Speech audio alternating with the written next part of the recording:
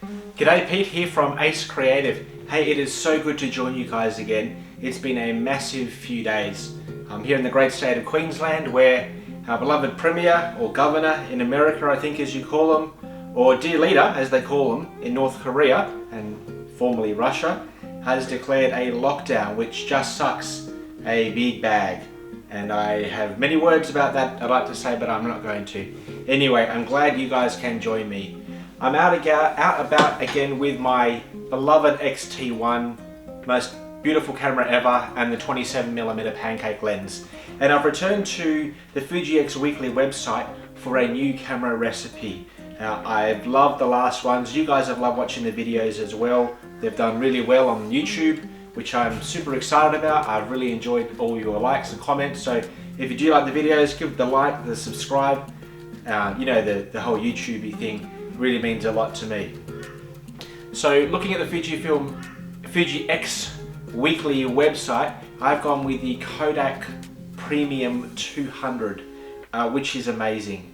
I took this the camera out and I loaded the recipe, and I went up to Noosa National Park yesterday on Queensland's Sunshine Coast, and I'm amazed. I'm blown away. I love doing the black and white challenge, and this has just taken it for me to the next level.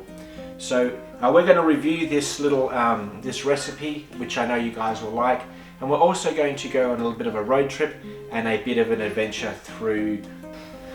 Two corrections, guys, it's the Kodak Platinum 200, not the Kodak Premium, sorry about that. And secondly, you didn't tell me that the lights weren't moving before, they were just on yellow, which is displeasing to the eye, so now I've got it moving.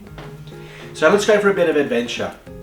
Our state premier called a lockdown. I'd already committed to going up to Noosa, and I had to go. I figured I could be back by 4 o'clock, which I definitely was. Absolutely, for the lockdown, before the lockdown finished. And immediately I hit problems. It really wasn't fun.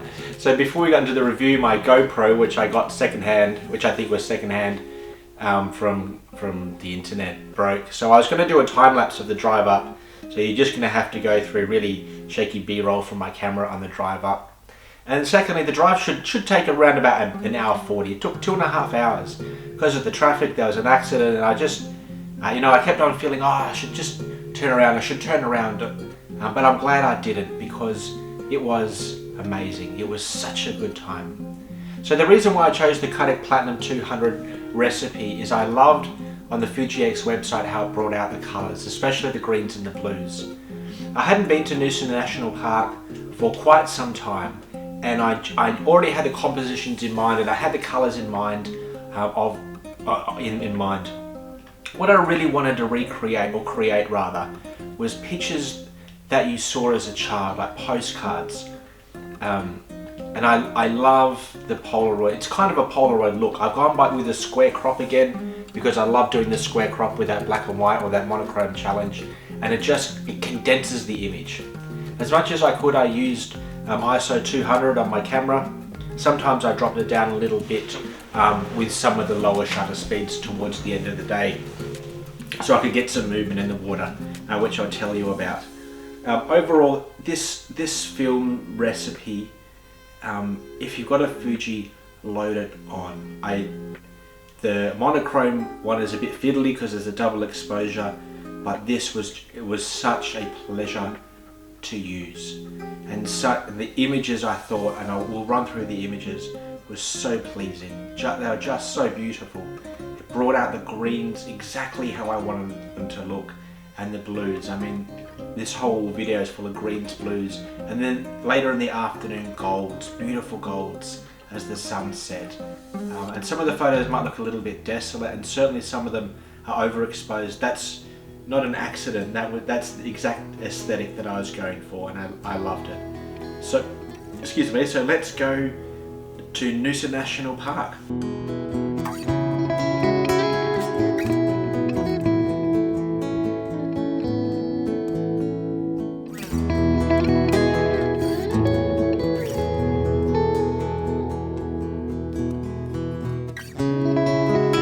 So from the beginning, These photos, if you're a landscape photographer, you'll probably hate this video because it's not a landscaping vlog or a video.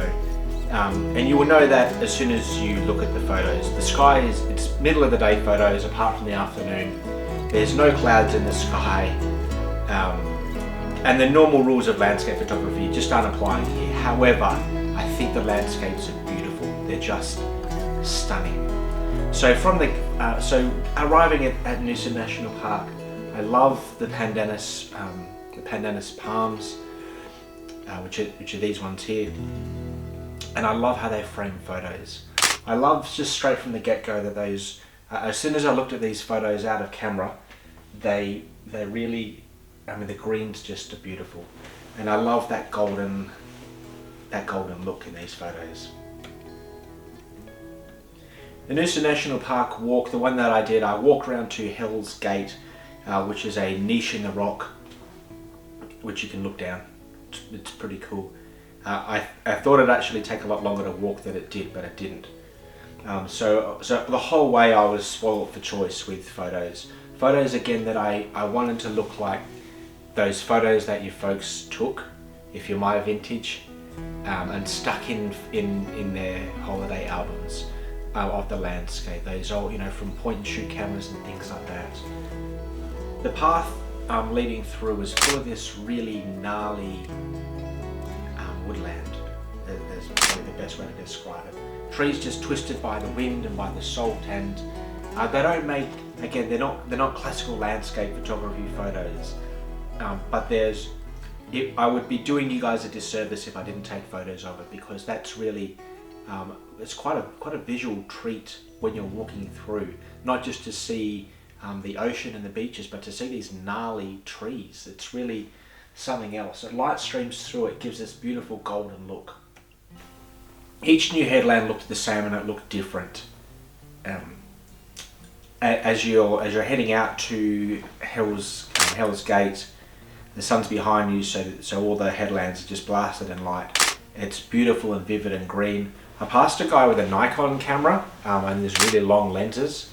Old guy, really nice, the Nikon.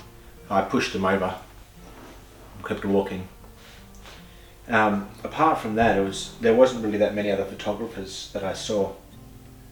I've never been to the Mediterranean, but I imagine that this kind of landscape is what it's like. This kind of brackish mountainside with little trails through it, and this beautiful azure and blue water. I'm going to close my eyes and I'm back there. And if you've been to the beach here in Australia, almost anywhere on the coast, you'll know what I'm talking about. By the smell and the taste of the salty water and that gentle bowl of the waves. Certainly in these more secluded bays, the looker of the gulls. It's just, there's something so beautiful about it. So you'll know, if you know, you know. I said that last video, if you know, you know. As the sun set, everything just became more and more golden. I'm looking at the photos as we're going through, and that gold was just, it was spectacular.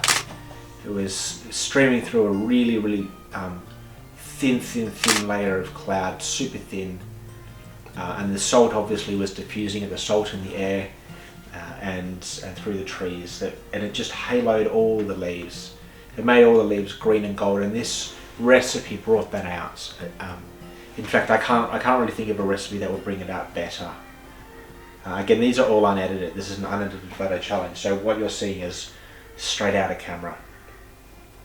At Hell's Gate, I tried to do some handheld shots with the shutter slowed down, just so I can get some of the movement of the water around either side of the headlands.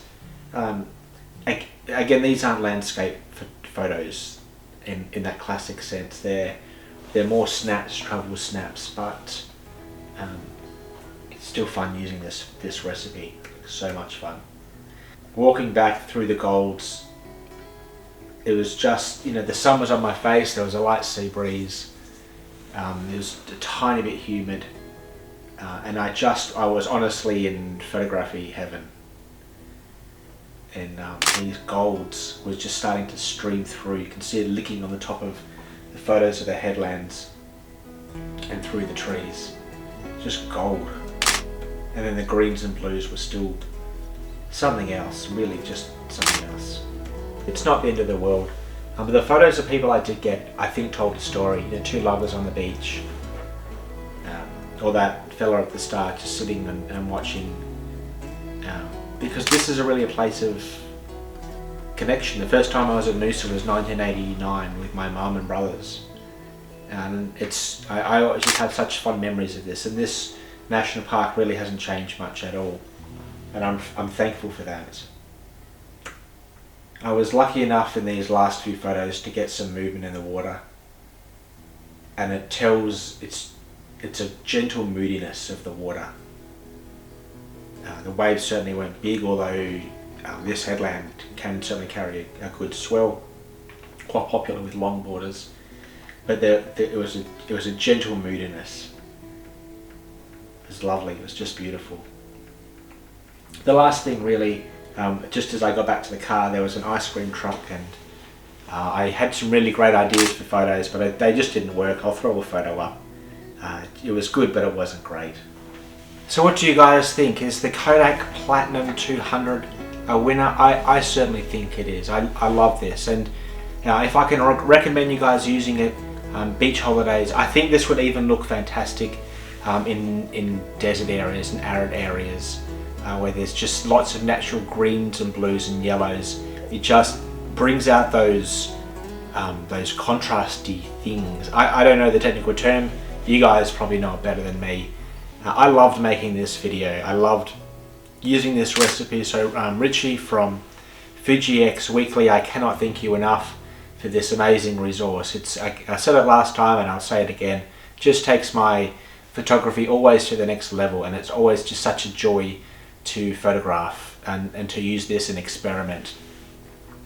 Tell me what your favorite image was, guys. I'd really love to know your thoughts. Tell me what you think about these threads as well. I'm wearing it because I'm in a particularly bad mood because of lockdown, and this shirt annoys everyone, so it's just what I do. If you liked the video, again, I really appreciate the support, guys.